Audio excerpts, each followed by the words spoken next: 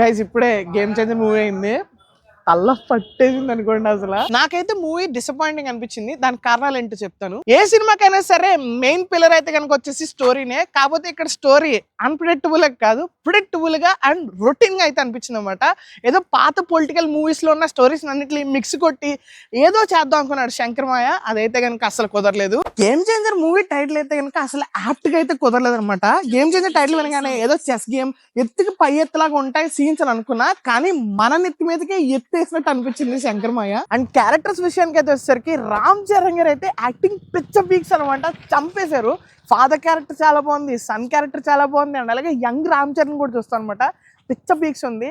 And సూర్య గారి character villain అసలు దెబ్బ రామ్ చరణ్ కి పర్ఫెక్ట్ మ్యాచ్ అయితే అయిందనమాట. కానీ శంకర్ గారే కరెక్ట్ గా వాడుకోలేదు క్యారెక్టర్స్ ని.